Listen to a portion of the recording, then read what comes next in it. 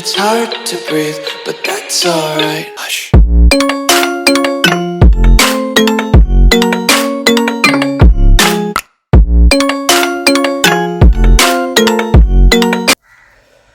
Hi friends, అందరికీ నమస్తే. Friends, ఈరోజు ఈ వీడియోలో మీకు ఒక చిన్న ఇంటిమేషన్ అనేది పాస్ తెలుసుకున్నాను. అదేంటో ఈ పాటికి మీరు తమిళ చూడగానే తెలిసిపోతుంది. ఓకేనా, ఇది పాస్పోర్ట్ సంబంధించి అయితే చెప్తాను. ఓకేనా, రీసెంట్గా అయితే నా పాస్పోర్ట్ అయితే నాకు డెలివరీ అయింది. సరేనా, సెంట్రల్ గవర్నమెంట్ సంబంధించి. ఇది ఏంట్రా అంటే ఎందుకు తీసుకుంటున్నాను, అలాగే ఈ పాస్పోర్ట్ తీసుకోవాలంటే ప్రాసెస్ ఏంటి, ఏమేమి మనకు ఐడి ప్రూఫ్స్ ఏంటివి ఉండాలి, సరేనా, అసలు ఎలా అప్రోచ్ అవ్వాలి, ఎక్కడైతే అప్రోచ్ చేసుకోవాలి, ఎంత ఖర్చు అవుతుంది అనేది పూర్తి వివరాలు నేను ఈ వీడియోలో మీకు అందిస్తాను. ఓకేనా, సో చాలామంది ఏంటంటే ఈ మన కంట్రీ నుంచి వేరే కంట్రీకి వెళ్ళి జాబ్ చేస్తుంటారు కదా, జాబ్ కావచ్చు, అలాగే చదువుకోవడం కోసం కావచ్చు, మనం వేరే కంట్రీకి వెళ్ళాలంటే మనకు పాస్పోర్ట్ అనేది తప్పనిసరిగా ఉండాల్సి ఉంటుంది. సరే, ఇదంతా తెలిసిన విషయమే. ఓకేనా, ఏం చేస్తానంటే ఈ వీడియో సో నాకు ఒక గుర్తుగా ఉంటుంది మన ఛానల్లో అని నేను వీడియో చేస్తున్నాను.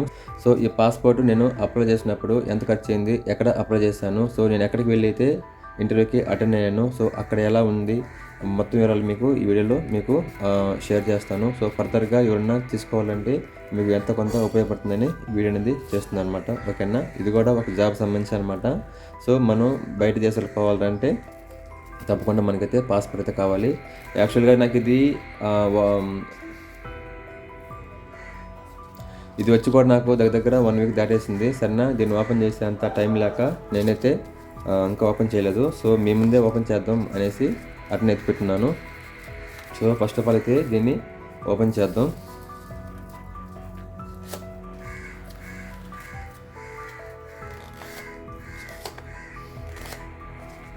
మనకున్న ఐడి ప్రూఫ్స్లో సో మెయిన్ ఇదే అనమాట. సరేనా, పాస్పోర్ట్ మించిన ఐడి ప్రూఫ్ నాకు తెలిసి అయితే లేదు. ప్యాకింగ్ కూడా లోపల చాలా స్ట్రాంగ్గా ఉంది.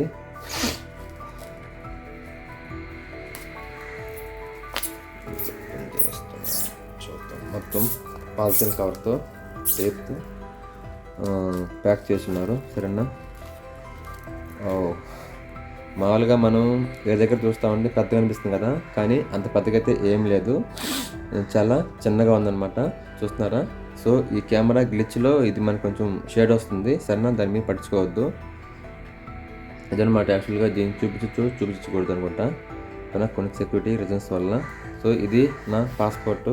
సరేనా, ఒకసారి ఓపెన్ చేస్తే దీంట్లో కొన్ని డీటెయిల్స్ అయితే ఉన్నాయి.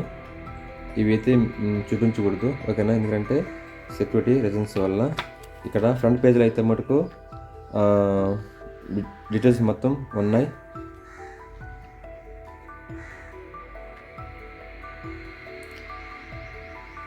దీంట్లో మన పాస్పోర్ట్ నెంబర్ కావచ్చు, ఇంకా ఎక్సెట్రా అయితే అన్నీ ఉన్నాయి.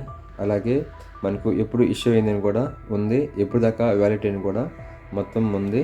ఓకేనా,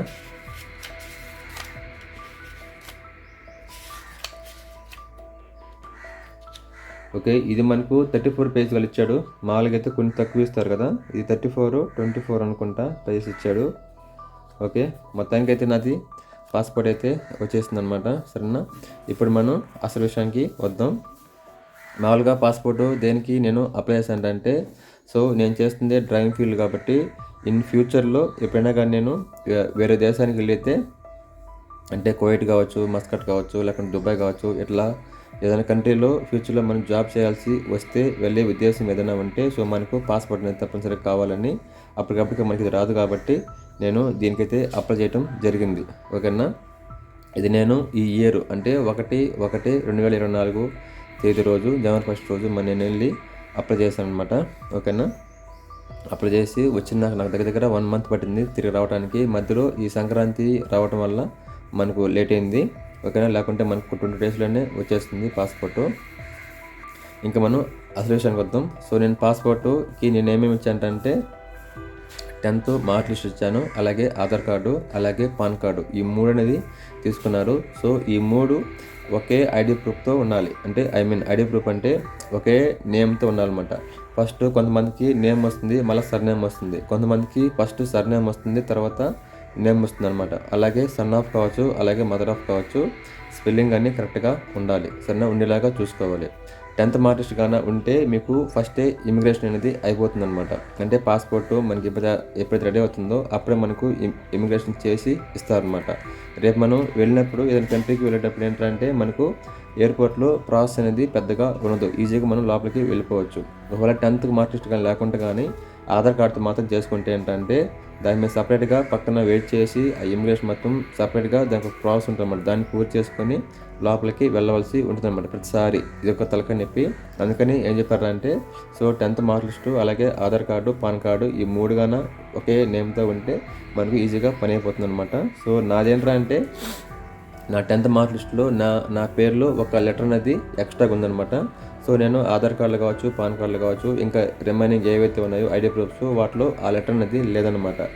సిఎస్సి సెంటర్కి వెళ్ళి మళ్ళీ నేను ఆ డేట్ ఆఫ్ బర్త్ని ఆ నేమ్ని మొత్తం 10th మార్క్ లిస్ట్తో బేస్ చేసుకొని మొత్తం నేను మార్పించుకొని ఈ 3 ప్రూఫ్స్తో వెళ్ళి నేను అప్లై చేశాను. సరేనా, నాకు ఓకే అయితే అయ్యింది. ఫస్ట్ పేమెంట్ వచ్చి 18 రూపాయలు ఏదైనా తీసుకున్నారు. సరేనా, ఎవరు నెట్ కేఫ్ అతను తీసుకున్నాడు.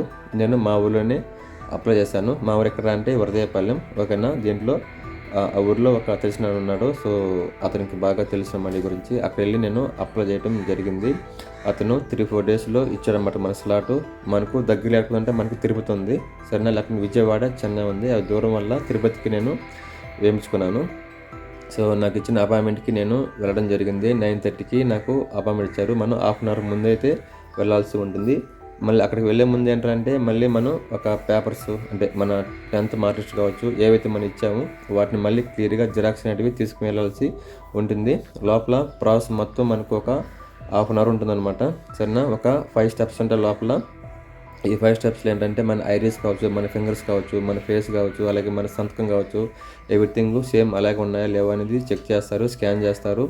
అలాగే అక్కడ మన సైన్ కూడా చేయమంటారు. మొత్తం టోటల్ ప్రాసెస్ పూర్తి అయిపోయిన తర్వాత మనల్ని బయటకైతే పంపించేస్తారు. ఆ తర్వాత మనకు దగ్గర 1 మంత్ 2 డేస్ అనేది మన ఏరియాని బట్టి మన అడ్రస్ని బట్టి వస్తుందన్నమాట. ఓకేనా, ఎవరైనా కానీ పాస్పోర్ట్ కానీ అప్లై చేస్తే కొంచెం వచ్చేంత వరకు జాగ్రత్తగా ఉండండి. ఓకేనా, ఇది మ్యాక్సిమం వెనక్కి అయితే వెళ్ళదు. ఓకేనా, ఎందుకంటే ఇది సెంట్రల్ గవర్నమెంట్ సంబంధించింది కాబట్టి సో మనం ఇచ్చిన అడ్రస్కి కరెక్ట్గా రావాల్సి ఉంటుందన్నమాట.